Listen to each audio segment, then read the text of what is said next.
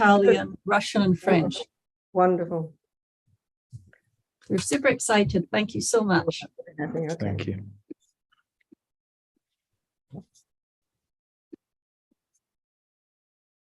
Okay.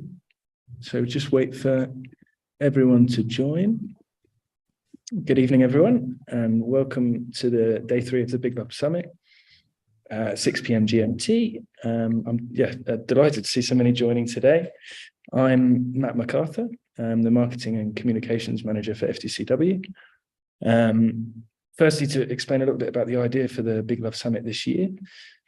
So we're aiming to explore how we can embody big love and bring it into our daily life. Our themes this year are love and presence, compassion and connection, joy and gratitude, and equanimity, and a sense that we're all one big human family. So the session has been organized by FDCW to celebrate and share programs that help us develop our compassion, ethics, and wisdom. So today's session will last for about 60 minutes, and we're very lucky to be joined by Ven Robina Courtin today for her talk on compassionate activism, in which she's going to explore our theme of compassion.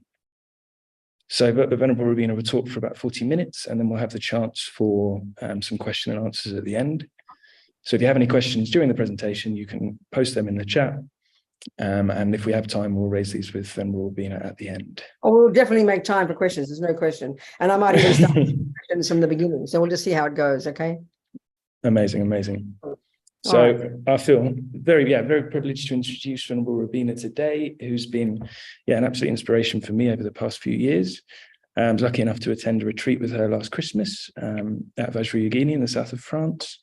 One of the best New Years I've ever experienced. Her energy and teaching style, as I'm sure many of you are aware, is gripping and has a huge impact on everyone at the retreat. So I left the retreat feeling motivated and in awe of Ven Robina and the teaching she gave. So very much looking forward to today's talk. A little bit about, do you want a little bit of an intro about you, Ven Robina? No, it's enough. Okay, so we're late starting, so let's get going. Perfect. Over to you. All right. Thank you so much. Hello, everybody. Happy to be here. And I will talk slowly. I do promise. And I know for all the kind translators, even if you're not translating, it's still difficult. Even if you're an Australian, it's still difficult. So I will go slow motion. Okay. So we think we're just going to be here together this little hour, 16 minutes to think about these things. And it's, of course, it's coming from the Buddha. This advice I'm giving is from the Buddha's approach to life and the Buddha's approach to compassion. So if there's anything that's useful, even if it's 1%, then go for it. You can be a 1% Buddhist, no problem. So it's advice. So if there's any advice you want to take, then you take that advice. That's the point. You're the boss, not the Buddha. I always like to say that. Okay, so compassionate activism. It's a really interesting point. Before I became a Buddhist, I was a Catholic, and then I gave up being a Catholic and I became a hippie. And then I sort of got into radical left politics when I went to London in the late 60s and early 1970s. And so I was very intensively involved for about 5 years, say from the first radical left kind of in relation to kind of poor people and rich people, and then in relation to black people and white people, and then in relation to male people and female people. So it's all, in the end, it's all the same. Injustice is injustice is injustice, isn't it? Whether it's racism, sexism, or poverty. And nothing has changed. I mean, we look back 1,000 years ago, we look back 50 years ago, we see these waves of activism, which is always so marvelous. So how can I say, for example, myself, now that I'm labeled a Buddhist as opposed to a communist or a feminist, although they've kind of become integrated parts of me, how do we analyze what activism would be? Well, I think there's a common misconception in the world that Buddhism is sort of opposite to activism, that it's all internal, working on yourself and having equanimity and being patient with the world. And we can easily interpret that as sounding very passive, But actually, if we use this analogy, which I use repeatedly, is that, as it says in the Mahayana Buddhist approach, a bird needs 2 wings, wisdom and compassion. So you could say that the compassion wing is the point. I mean, that's what political is. Politics is about the people. And so the compassion wing is totally activism. It doesn't have to be labeled political to be activism. It's where you actually get out there and help sentient beings. So we can label activism as political, and then we kind of can narrow really what helping others means. But anything you do, even to feed an ant, you could call that activism. As soon as you reach out beyond yourself and you do something to benefit another sentient being, that is activism. It mightn't be labeled political, but that is activism. And that's the compassion wing. That is the point of the bodhisattva wing. So the whole idea in the Buddhist approach, the highly evolved spiritual practitioners who have completed the wisdom wing, and we're going to discuss that, means they've done the work on themselves. They've done the job. They don't need to do more. They've rid themselves of ego. They've got infinite wisdom and clarity and fulfillment and contentment, but infinite love and infinite compassion. So for them, they don't need bodies, but out of their total compassion for suffering beings, they take bodies to be of benefit to others. So we're trying to emulate that, So the key thing is, then we can see many people are attracted to Buddhism because of the compassion wing. And we can see also many people want to make the world a better place, which we call political activism. So how can we see these in the same light? And how can we bring the Buddhist approach to make the activism more powerful and more stable and more effective? So I can see very clearly, if I look back in my own life, that I was idealistic. I did see the suffering in the world. I wanted to change the world. I was out there every day demonstrating, sacrificing my life, not earning much money, working for all the different groups in trying to make the world a better place. But what I can see is, and this is really common if we look at ourselves now and we listen to activists talking, what happens is we get exhausted, we get burned out helping people. Even if, forget about political activism, what about during the pandemic? And you hear the stories about the nurses and the hospital workers becoming absolutely exhausted. And even to the point of so much pain, killing themselves because they couldn't bear the suffering. So what is it? In other words, what can we add to our activism to make it stable and strong so that we don't give up, so that we don't burn out? And this is the real key. And the key to this in the Buddhist approach is the wisdom wing. So this can sound a bit abstract. Or what's wisdom all about? Well, basically, if we think of the nuts and bolts of Buddhist practice, the essence of it, as Lama Yeshe would say it very nicely, is learning to be your own therapist. And this is the internal work. So if you want to be effective in gardening, health, music, carpentry, any field, any area of expertise, if you want to help others achieve becoming a good carpenter, a good musician, you can't just leap in and start trying to help them do it. You have to learn it yourself first. It's obvious. That's the wisdom wing. So from the Buddhist point of view, what is it that you need to cultivate in order to be wise in your compassion? Well, let's look at the problems. Let's look at why we're not wise. Let's look at what it is in us that makes us give up and burn out. And this is the Buddhist analysis. It mightn't be the analysis we use in the modern world. And the reason our compassion becomes exhausted is because we get angry, because we have so much attachment. These are the classic things. So the work that we do on ourselves has to be this work of knowing our own mind very well and realizing that this attachment, this primordial kind of emotional hunger to have everything the way that I want it. It's a neurotic state of mind. It's an I-based state of mind. And it's the source of so much pain. So there I am being a political activist back then in the 60s and 70s. And I would look at, for example, I would see the suffering, whether it was feminism, whatever it might be. I could see the problems. I could analyze the problems. And then I'd be driven to want to do something about it. Now that's compassion. But what would drag it down would be my anger. So the analysis we have is, I'm suffering because those people did this. Poor people are suffering because that group did this. This is a correct analysis in one way, but what it brings in us is anger. And what is anger? Anger is the response when attachment doesn't get what it wants. We don't use this analysis in the modern world, but this is what drags us down.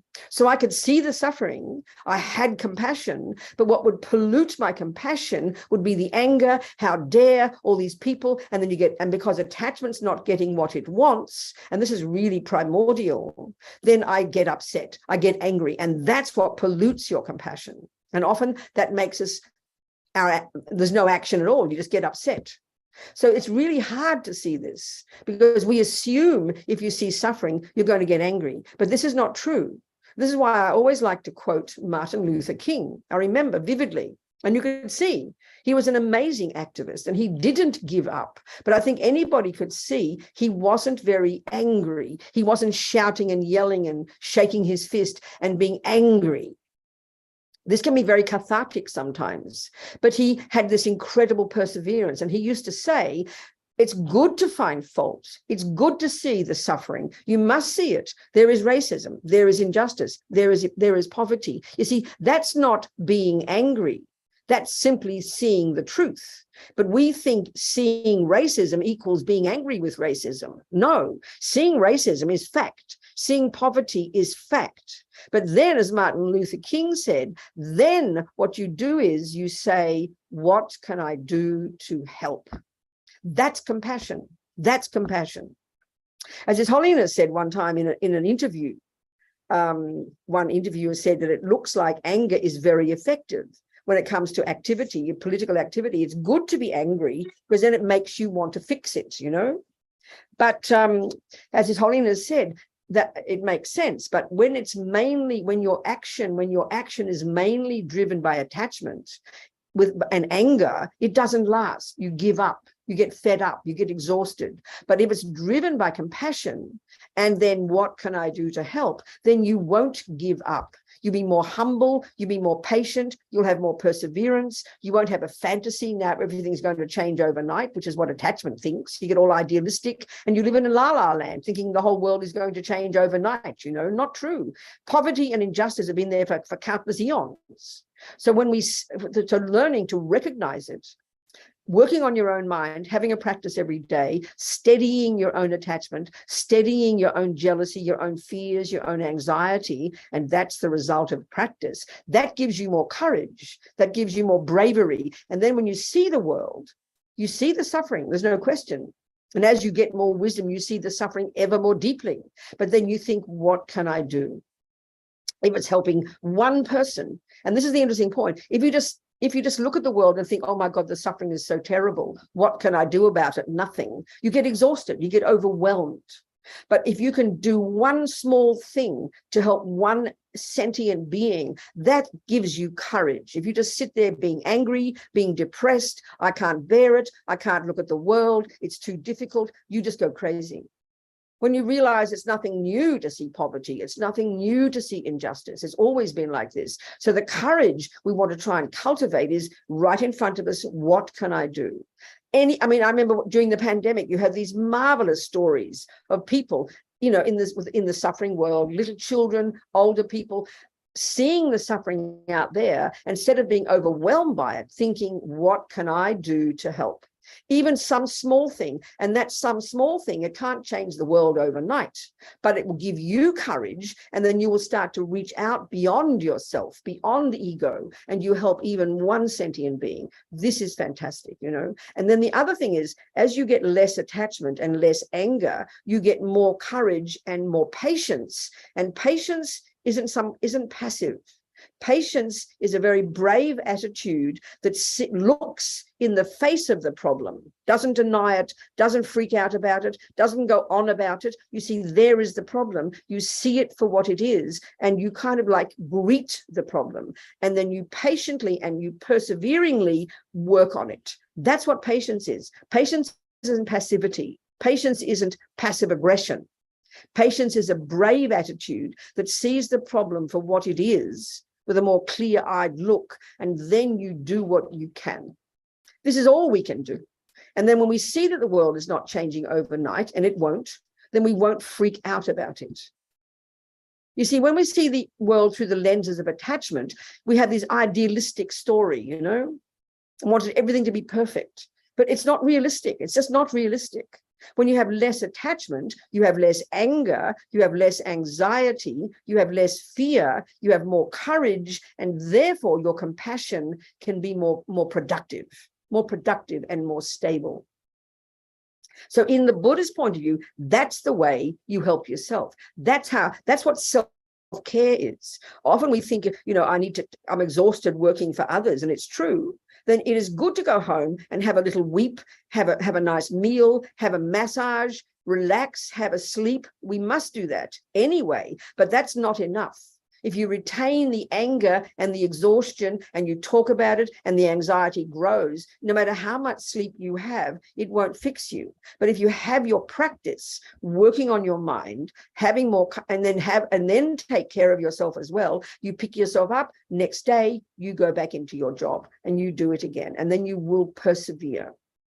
This is what I found was, Martin Luther King, you could see, he never gave up. For years and years, he did not give up. He was full of creativity, full of ideas, full of inspiration, and he didn't ever freak out. He didn't get angry with people. And so he was so powerful because of that. This is something I really can see is so beneficial, you know. So I think that's the essence of really the compassion we're talking about here. And one other point, and then I want you to ask questions. So one other point about compassion, if you, let's say, and having wisdom as well, let's say you know nothing about nutrition and you see all these unhealthy people. Well, initially you don't really notice. You just, oh yes, everybody's unhealthy. But then you start to learn about nutrition and you start to learn about your own ill health and you start to get wisdom about nutrition. Now you can look at the world and you really begin to see the people suffering. But because you've got the wisdom to know how to help them, then you have more courage. That's the point here. Wisdom is learning to know how to help. Compassion is the wish to help, but wisdom is the ability to know how to help. And that comes from being more steady and more clear in yourself, being more self-aware, more conscious, and having your daily practice. Then that informs your ability to be beneficial to others, you know. So I think it's really good now you ask questions and we just make that the discussion, because people have their very specific points to make, and I really would love to hear them.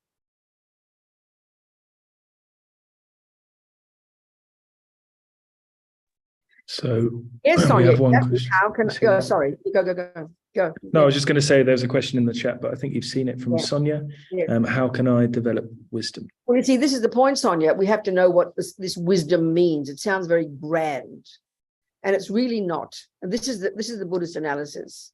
So right now, the Buddha's, you know, we can see this. We're driven, the suffering we have now is, the Buddha would say, is driven by this constant emotional hunger that we have, that the Buddha would call attachment. Everybody's got it. And its main energy is always wanting something more, never satisfied. I am not good enough. I don't have enough. The world is not enough. It's this terrible feeling of dissatisfaction. So if you're dissatisfied, then you're always hankering after something else. That's attachment. And it's multifaceted.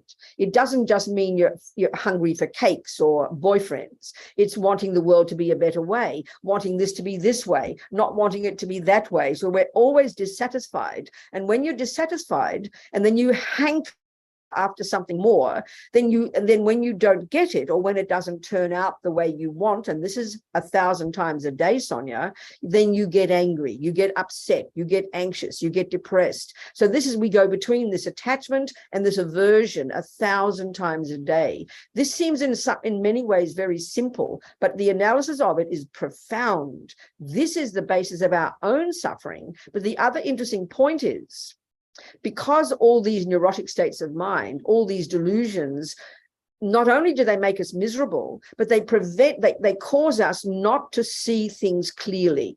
We see everything through the lenses of our attachment. We see everything through the lenses of our aversion. So we're not seeing things clearly. So in other words, we've got no wisdom. We're just seeing everything through the filter of our own needs. So we become very self-centered, very neurotic. So you get wisdom as you work on your own mind, as you have a daily practice, as you know your attachment and your aversion, and you begin to lessen these because you become more familiar with them. So one result of this is you become more content, but the other result is you become clearer and wiser and more connected to the outside world. It informs your compassion. It makes you more connected. It makes you more courageous. And this is the essence of Buddhist practice, really. That's the short answer. Yes, there's Layla.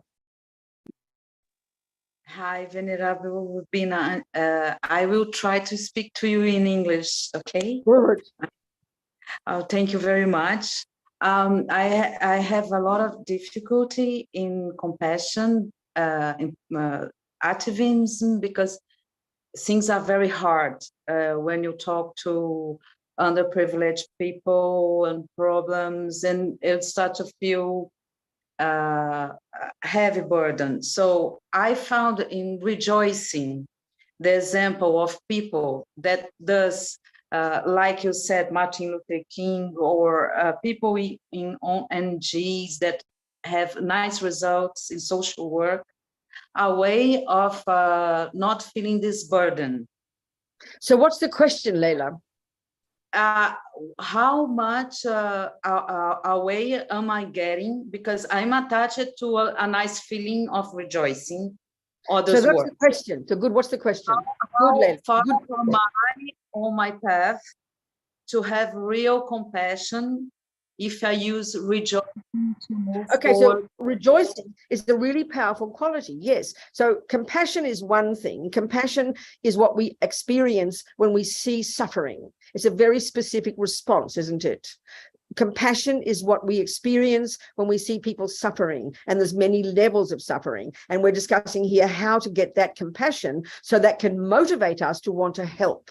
That's very specific. So now another whole discussion is what you're describing is you see lots of people in the world doing good things to help suffering people. So what you're saying is that you like to rejoice in their qualities. That is a marvelous quality. Of course, you must do that. That's another whole discussion, another whole quality that we need to have. And that will lift your heart and give you courage. And then maybe you can think, well, if they can do it, so can I. It can give you courage to want to be able to help.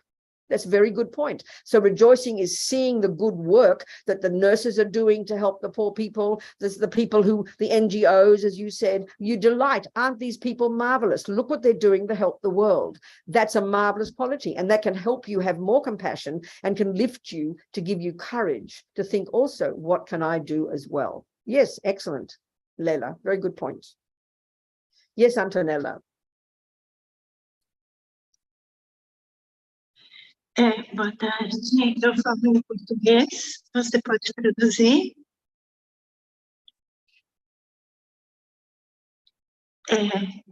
I speak Portuguese. Okay. Muito obrigada pelas suas palavras e que me tocam muito. Eu sou enfermeira e eu vivo com compaixão aflorada todo o tempo. E, às vezes, eu tenho a sensação que essa compaixão termina, que eu fico cansada e eu não tenho mais compaixão, eu só quero respirar, não sei. O que a senhora me aconselha, por favor, para que a minha compaixão sempre, pelo mundo, pelos outros, pelas pessoas que eu cuido, sempre esteja bem, esteja num nível que eu nunca me sinta. What is Antonella's question? Thank you so much, Antonella. What is her question?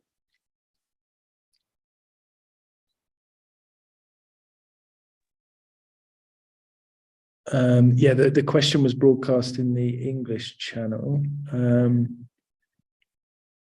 Where are we? If you could repeat, that would be great.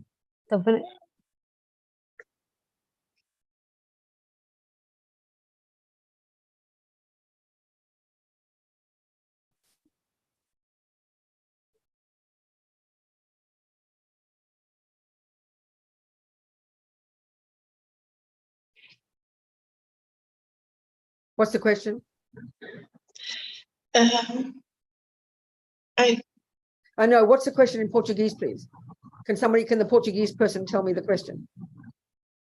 He's in the English channel. He was just explaining the question. Okay, good. So I hear it? She was saying that she's a nurse. Can you hear me okay? My audio's gone a bit funny now as well. She was saying that she's a nurse, and she was wondering how to she feels a lot of compassion, but she doesn't know how to express it and develop it. So she was wondering if you could speak a bit about that. So that's what we've been talking about. So Antonella, you're a nurse. So she has the compassion, but she feels exhausted. But, well, that's the point, isn't it? That's exactly what I'm talking about, Antonella. This is my point I've just described, that, you know, we get exhausted. This is the hard part to see. Okay, Antonella, the Buddhist analysis is this, and it's quite specific to the Buddhist approach, that compassion, love, kindness, patience, generosity, rejoicing, these are all virtuous qualities. And these cannot possibly cause us to be exhausted. They cannot cause us to be depressed. They cannot cause us to suffer. So then we have to ask the question, if in your compassionate help of others, why you get exhausted? That's because, Antonella, we're all the same, because we have attachment, because we have aversion, and because we have anxiety. They are the cause of our suffering. They are why you get exhausted. And they are why we get depressed. So this is the hard part. We don't suffer because of compassion. If we suffer because of these unhappy states of mind that we all have.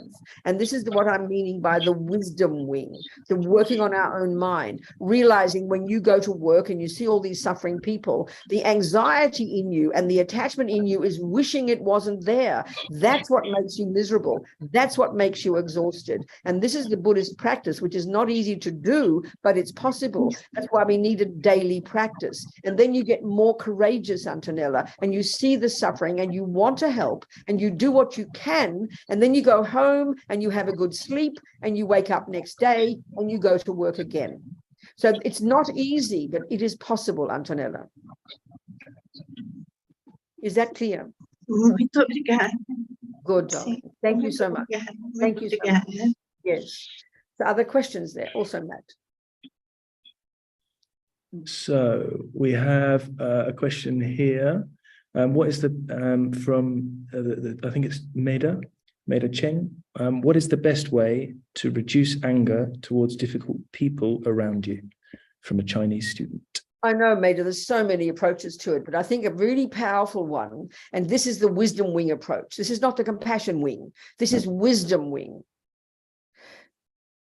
First of all, when we know that we have got attachment and we have got anger, and then we see someone else who is angry or who, another person who's really difficult, the key practice, instead of immediately finding fault and getting them to cause us to be allowing them to make us angry, a really powerful practice is you observe what they're doing, you see that they're angry, you see that they're difficult, and then you say to yourself, well, you know what, Maida? I recognize that. I recognize that anger. I've got anger. I recognize that arrogance. I've got arrogance. And then you say to yourself, thank you for showing me how not to be. I can't stress this enough. So that means you have to be aware. You have to catch yourself before the anger starts to arise, because everybody is in the same boat. We all know everybody's got anger. Everybody's got attachment. Some people are really angry, really difficult.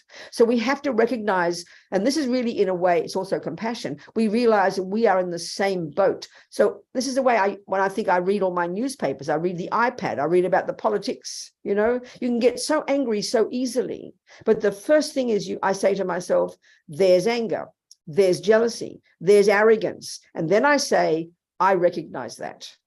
Thank you for showing me how not to be. If you can practice this, you really become courageous. You really become brave, and you make their anger and their difficulty, you make it your practice, because we are all the same. That's my answer, Maida.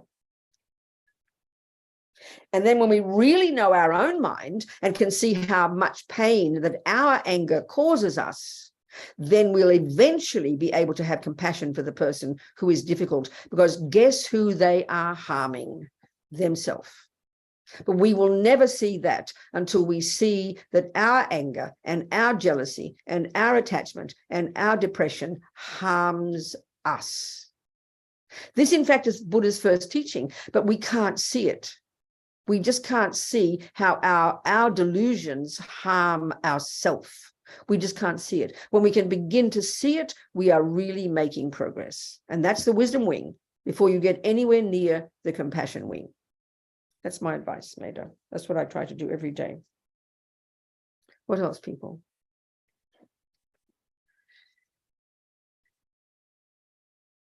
Do you have any other questions? Anything at all, people? Any point at all to bring up? Well, yeah, I have a question, Ven Robina, if that's okay. Sure. So it's about self-compassion. So, you know, I hear a lot about the importance of self-compassion in order to develop compassion for others. So I was wondering if you could, explain a bit how that works, and also for any kind of practical advice. Yeah, exactly. What I just said to Maida is exactly the answer. But the trouble is we don't hear it as self-compassion. That's the problem, Matt.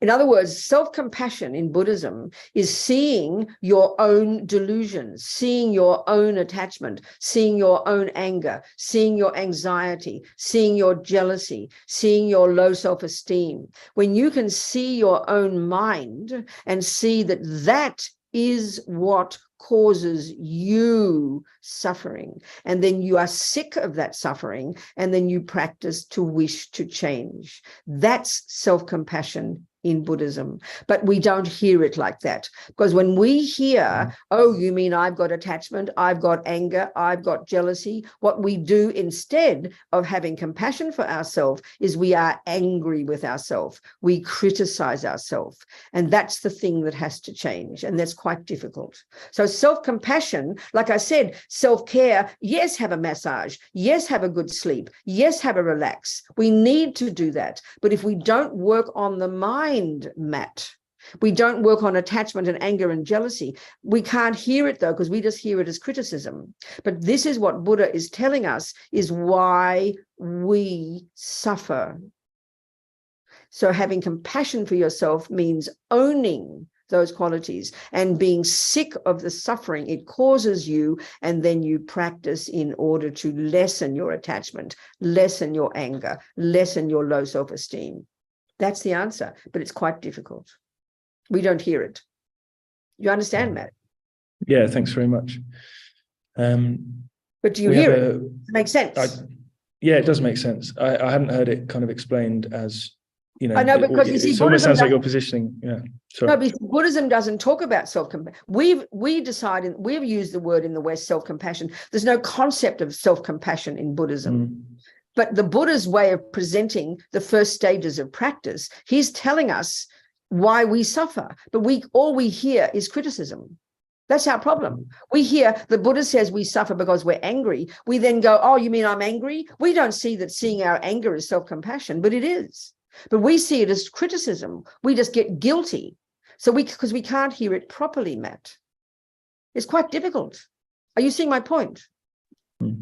Or not? No, I am. Thank you. Okay.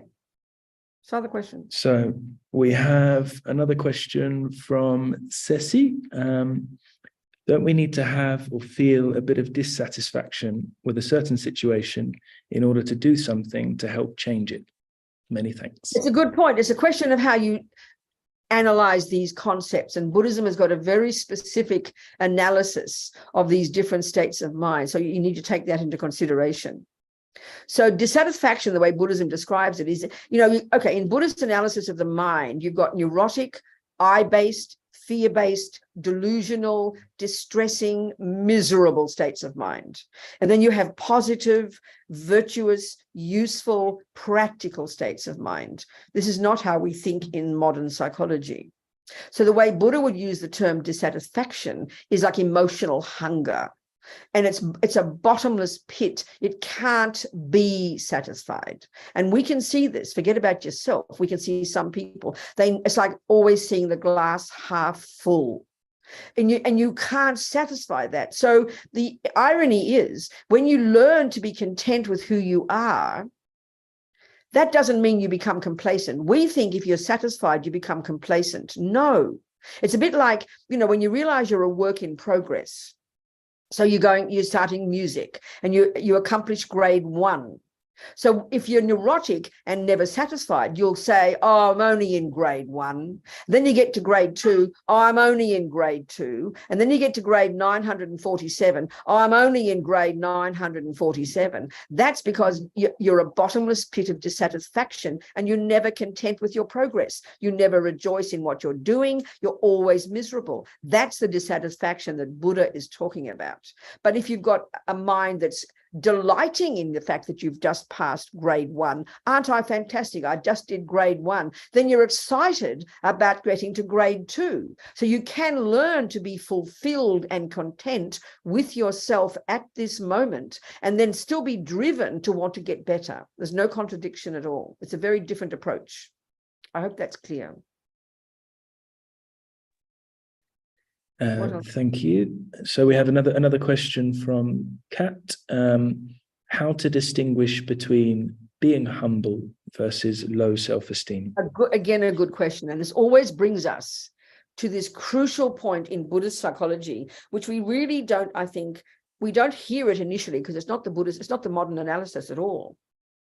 There are the neurotic, deluded, I-based, fear-based, kind of narrow, restricted, painful states of mind. And I think if we say it that way, and then we hear the word attachment, anxiety, jealousy, depression, we recognize that immediately. We know they're terrible states of mind. We're very restricted, we're narrow, we can't see past our own nose, we can't see anybody else, we're distressed. We know this, but we just don't give that analysis. Now you've got the positive states of mind. You've got confidence, self-confidence, kindness, generosity, humility. These are virtuous qualities. They're not constricted. They're not I-based. They're not narrow. They're not painful. So we need to distinguish, for example, a typical example of a pair would be attachment and love. Another example would be, like you just said, self-confidence and humility. Now, attachment is a hunger, emotional, never enough, I'm always wanting something more, expectations, manipulating, control freak, possessiveness. That's attachment. Love is virtuous. Love sees the other person. Love wants the other person to be happy. It's a completely positive state of mind, but we mix them. Then you've got self-confidence, which is I'm content with who I am. I'm doing a good job. I'm doing okay. You may be only in grade 3. It doesn't matter. You know you're moving forward. You're a work in progress and you're content with your progress. You're content with who you are and you're eager to learn more. But low self-esteem, so that's self-confidence. That comes with humility. Humility is a person who's self-confident is also humble. That means they see another person who is even better than they are, and they're not resentful of it. They don't go, oh, I'm no good. That's when you've got low self-esteem. Low self-esteem, and this is very shocking, is the flip side of arrogance. So we've got arrogance and pride, but we don't like to think it. And then we want to be better. And then we see someone who is better than us, and we go, oh, they're better than me, I'm nothing. And we collapse and we go down into low self-esteem. They're both ego, they're both neurotic. Arrogance and low self-esteem go together. Self-confidence and humility go together. So a person who's self-confident is delighted to meet someone else who is even better than they are. They can be humble because they're fulfilled and content in who they are themselves. So this really needs looking at in our mind. And this is, again, based in the clear way of Buddhist talking about the neurotic, deluded, I-based, unhappy states of mind, and the positive, virtuous, optimistic, practical states of mind. It's a very specific analysis. So this is the theories, and then we need to learn to identify them in ourselves. So the shock is that low self-esteem is the flip side of arrogance. So when you've got low self-esteem, it's in a sense you want to be the best, and then you're very resentful that someone else is better than you. How dare they be better than me? And you say, I'm nothing, I'm nobody. That's what arrogance does. And it's quite shocking to see this. We need to look inside ourselves and see it. But if you're content with who you are, you can be humble and you will have self-confidence. They're very different quality. The ego ones are tight, like I said before, constricted, I-based, and not seeing other people clearly at all. But the virtuous states of mind are very spacious and they're connected to others. They're very, very different in their character. This is the answer. Not easy to see. Good cat. Who else? Thank you. Kat says, thank you very much. And as does Ceci for the previous question. So we have another question from Daniel. How can I organize a good, efficient and profound daily practice to change my mind? Well, good, efficient and profound. I think that's a big ask. Keep it more humble and just start with 5 or 10 minutes in the morning. But the discipline is the key. Discipline and steadiness is the key. We all know this. So you wake up in the morning and the first thing you realize is you're still alive and you rejoice that you're not dead yet. It sounds like a joke, but it's not a joke. It's fact, because everything's impermanent. And you think, I'm going to make the most of today. You hop out of bed. You don't lie around going, oh no, another day, and drag yourself out of bed. You practice having enthusiasm. You hop out of bed, you go to the toilet, you clean yourself up. If you've got a little altar, if you have a little place to sit, you then might have a cup of tea and you sit down for 5 minutes. Start, if you have no practice already, start with 5 minutes. Read some little inspiring thing, do some 5 minutes of simple meditation, and that's enough. And then aspire to do the best throughout the day. And then you watch your mind and watch your speech and watch your body throughout the day. And then you try not to say too many bad things and try not to harm too many people. And you become conscious. And then the end of the day, you finish with a 5-minute practice and then you go to bed. And you just grow that. That's the infrastructure of a good practice. But it's the discipline that counts. 5 minutes every day is better than 1 hour, one day, and nothing for the next week. Discipline, and you grow your practice. So, of course, that's up to you to decide what kind of practice, that's for you to decide which ones you like. That's my suggestion. And then it will become profound. Okay. What else? Thank you. So we have another question from Beth. How do we cope with not liking someone due to their delusions, but without strongly possessing those delusions ourselves? Do we just think, thank you for showing me how not to be, but without the recognize it in yourself part? But you must recognize it in yourself. Because this is the thing, Beth. I mean, because this is our problem, and this is my point to Matt about self-compassion. When we hear the classic Buddhist answer to what self-compassion is, which is a term that we use in the West, that Buddha doesn't use, but we can interpret it, that's the work of the wisdom wing. That's the inner work of knowing your mind. So if you are a regular person, like the rest of us in the universe, you have attachment, you have anger, you have depression, you have anxiety, you have low self-esteem. But our trouble is, as soon as we say that, like you're indicating, then you go, oh, I'm a bad person. I've got attachment. I've got anger. And then we get more angry and more depressed about being a bad person. This is totally the wrong analysis. This is completely and totally the wrong analysis. We have to have the courage to recognize that we've got those delusions. Everybody has. Join the universe. That's why I said, when you see somebody else who's crazy, thank you for showing me how not to be. It's because you can recognize it in yourself. And then when you can have compassion for yourself because you see your anger and the pain it causes you, eventually you'll be able to have compassion for the angry person because you can see that they're harming themselves. But you've got to first see that you're harming yourself. So you must see them in your mind, but you don't exaggerate them. You don't say, oh, therefore I'm a bad person. You don't get guilty about it. You welcome seeing your own mind. Because if we can't identify the problem, we can't find the solution. This is fundamental starting point of Buddhist practice. Recognizing our delusions, recognizing our limitations. But we find that too painful in our culture because when we interpret them wrongly and think I must be a bad person, that's absurd. You're not a bad person. It's like if you're learning anything, you have to see what you can't do properly. If you're playing the piano and you can't recognize your mistakes, then how can you learn to play the piano? You've got to have the courage to own how you're not playing it properly. So then you will play it better. But we are so fragile, we can't bear to think that we have any problems. This is our problem, that we can't bear to think about having problems. We've got them, but don't exaggerate them. But know that they're why you suffer. Then when you see other people, you, instead of criticizing them, you go, thank you for showing me my anger, because I can see it in myself. Then you have empathy for others eventually. It's a really precise, crucial point to understand. I hope I'm communicating. Yeah, we had a follow-up from Beth, and she said, no, I like myself, but don't like others and think they should be like me. I do not recognize I am not like them. You do not, what, are you there, Beth? Talk to me, sweetheart. It's a really good point you're making. I'd love you to say them to me. Where are you, Beth? She said, she's messaged, she said, no, I'm shy. Okay, so what does Beth say? So I'll put Beth's point again. So she said, no, I like myself, but don't like others and think they should be like me. I do not recognize. No, this is not true at all. You don't like yourself. No, if you don't like other people, that means you have anger. And if you have anger, that means you can't like yourself, because anger makes you miserable. So it's not logical what you're saying.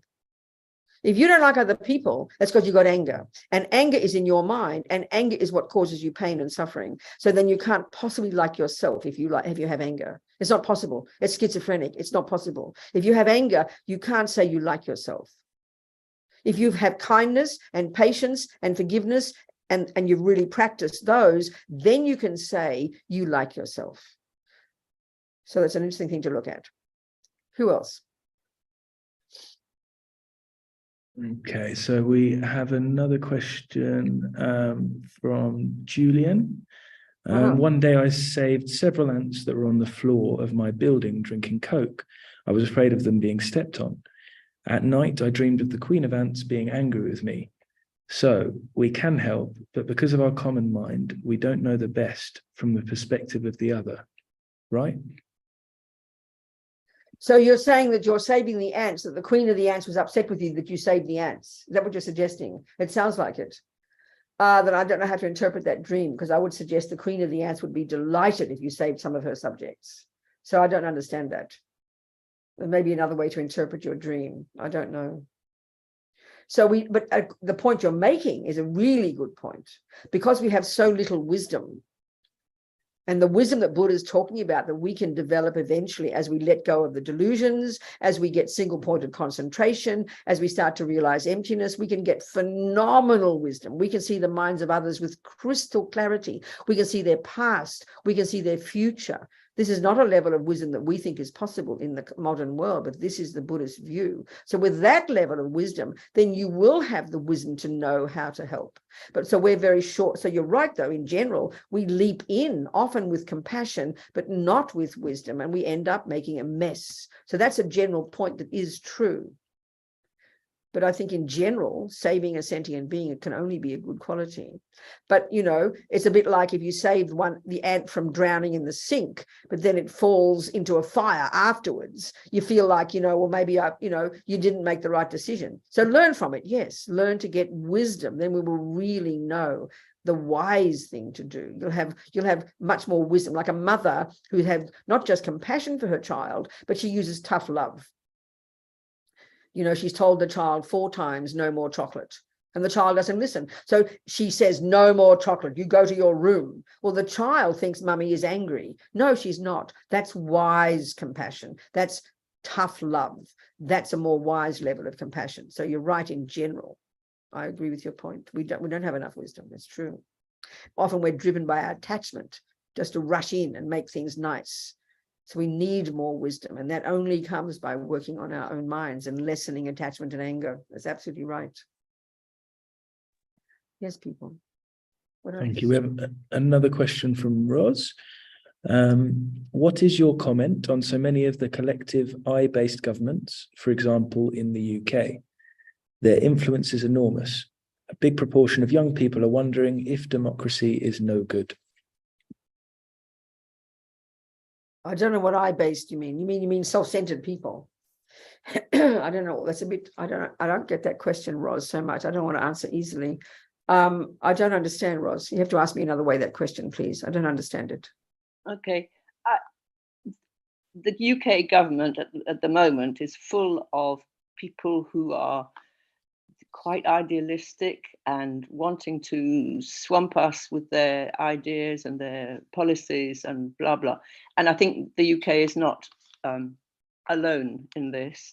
The influence that that attitude has is enormous on the general population. And I can do what I can do from my seat, and I can strive and struggle to develop my own compassion and my own wisdom. Is that what I can do? I see what Or you're is that saying, Ros. all? Yeah, exactly. So listen, Ros, what happened? No, Okay. that's it. Okay, I understand, Ros. This is good. This is where, you know, we live in the world where we have political parties and they run the show. They seem to run the show, you know.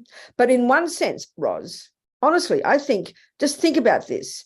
If we never had a newspaper or an iPad or an iPhone or a radio or a television, and you live in your little village or you live in your suburb in London or wherever you might live, and you've got your reality right there, you go to the shop, you buy your food, you have your next door neighbors, then in general, politics is kind of just theory. It's all just theory. It's all just a lot of theory, you know. So in the end, all we can do is have an internal practice, like you just said, have a practice every day, understand what compassion is, understand your own mind, understand anger, work on yourself, be kind to your next door neighbor, be kind to the ants, be kind to the dogs.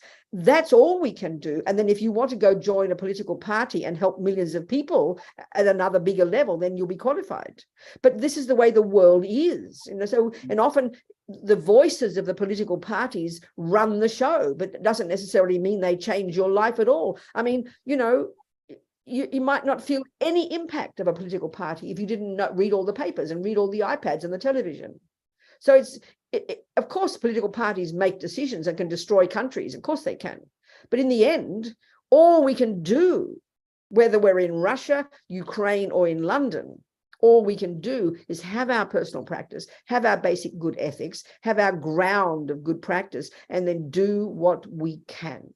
I mean, look at the Ukrainians. They didn't anticipate war, Ros. And so suddenly all the things that were so beneficial, that they were worrying about the price of milk before the Russians came along. Now, who cares about the price of milk? They're trying to get water. So, you know, your views keep changing based on what's happening in front of you. So if we have a stable practice, then we're qualified to deal with whatever drama then arises, whether it be dumb governments or a war zone, you know.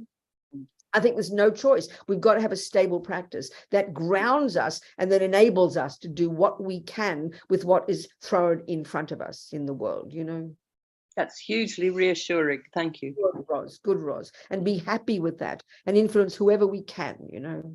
I always remember one time in Washington, D.C., when I was running our prison project, and I remember there was a little conference just for half a day in Washington, D.C., run by a group of religious people who were fed up with all the fundamentalist right-wing Christians running the show. You understand? And it was very humbling because it was a group of just a few people, little groups of a few Muslims here, it was religious, few Buddhists there, a few Christians here, each doing their own little thing, helping a half a dozen people, helping 50 people. If everybody does what they can, then this is the best we can do, and then that can grow. Be content with that, Ros, you know.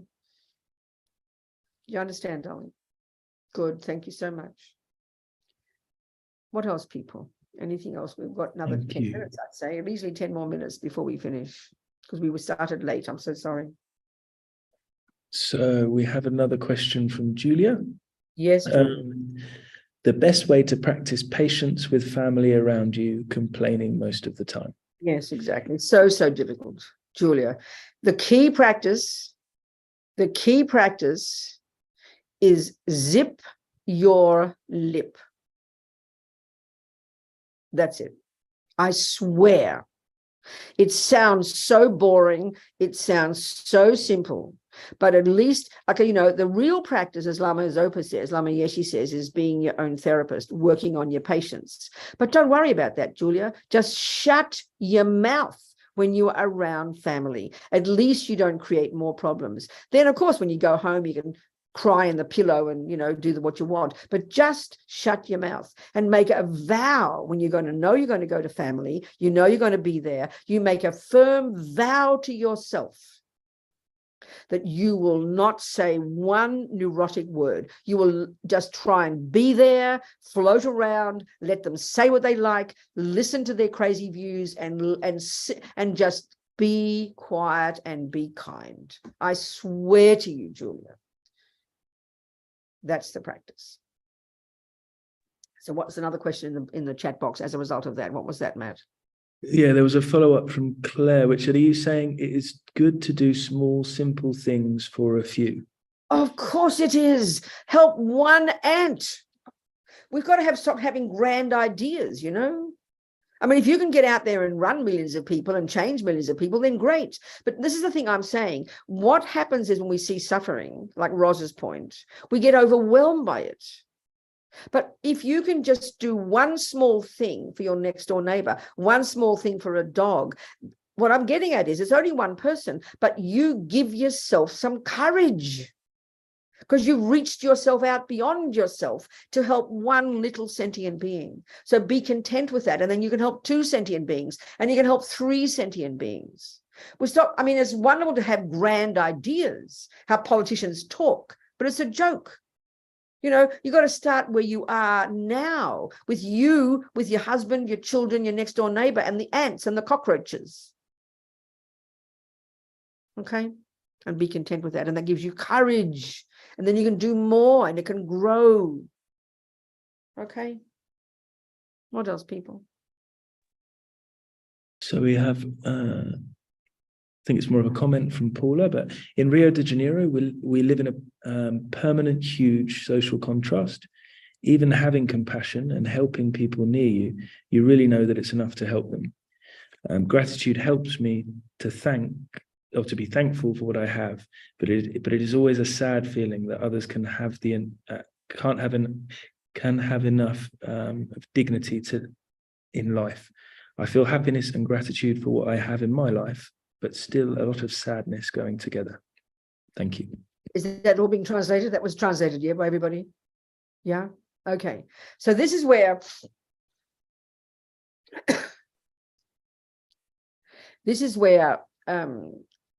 it sounds hard to hear. You say sadness, and that's okay, but turn it into, you see, sadness can also be connected to depression. You know, I'm happy, I'm content, but then almost can be a little guilt there as well. But look at everybody else. And then you feel kind of almost like guilty that I can be happy, but nobody else is happy. But this is where compassion comes in.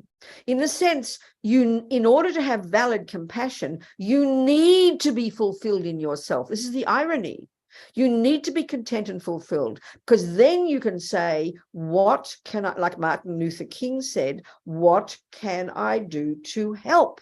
And the thing is, you can't make all their suffering go away. So this is where your own attachment comes in. You see, our attachment, and it's very hard to see it, wants everything to be lovely. So in a sense, you would rather feel good about yourself, which is great. But then you hope if everybody else looks happy as well, then you kind of feel relieved. But no, it's always going to be suffering. Wherever you turn on this planet, you're going to be seeing suffering. So you must be content in yourself. This is the point. But then you think and you understand why there is suffering. And if you have the Buddhist view of karma, you know why there is suffering. Then you will say, what can I do to help? And then you'll be persevering and you will do what you can. And you won't get dragged down by seeing the suffering of the world. And this is where really the Buddhist view of karma comes in. You see, half the time we find it so difficult is because we don't have an answer. Why is there suffering? Why is there war in Ukraine? Why is there so much poverty? Because we don't have an answer, we get confused and depressed. So if you have the Buddhist view, you would have the view of karma, which explains why people are happy, why people are suffering. And because you're trying to apply that in your daily life yourself, you then use it as your analysis to explain other people's lives. And then on top of that, you add the compassion. So in other words, look at I think the Dalai Lama, you have to see he's a good example, you know. For 75 years, I think, something like 75, maybe 70 years, he hasn't stopped for one day. He's never given up trying to make Tibet better.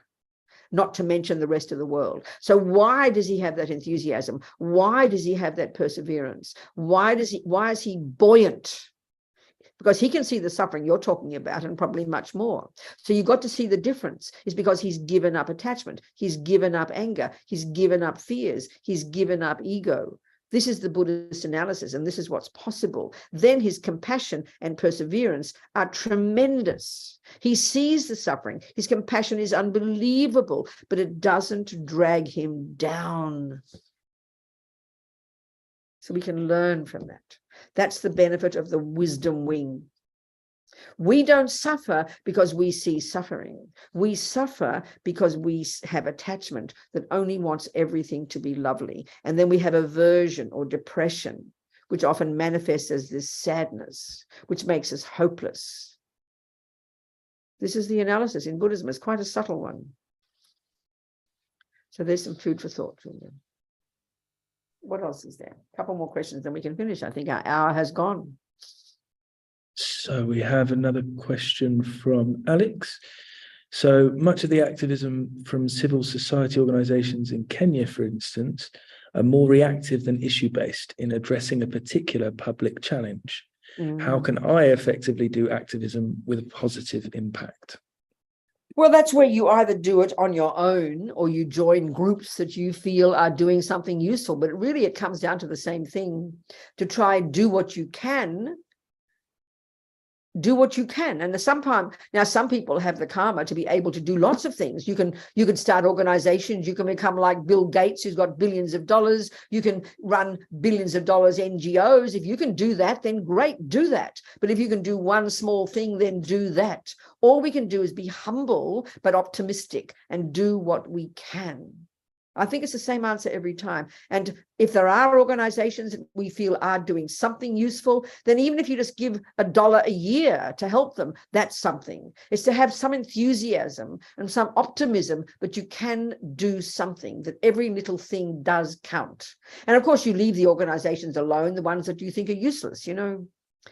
That's my only advice. Every time it's the same like that, you know. Dearest people. So I think we just have to persevere, every one of us. Do have our own practice, have our own internal world, put yourself together, become less attached, less fearful, less anxious. That's what comes from practice, is what I'm trying to say. Then you become more optimistic, then you become more brave and more fulfilled, more fulfilling, more productive in your compassion wing. But like the Dalai Lama, you will see the suffering in the world, and you're not just expecting it to change overnight, and you won't give up. You will persevere. This is the key to success. Okay, dearest people. Thank you so much. And that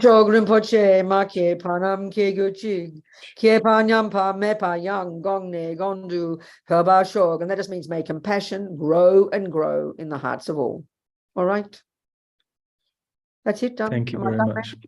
Thank you, darling. Yeah, a huge thank you for your time today, Venerable Robina. Thank you. Yeah, Thank you. Thank you very much. Thank and we you would so like to. much. Thanks a lot. Thank you so much. Спасибо.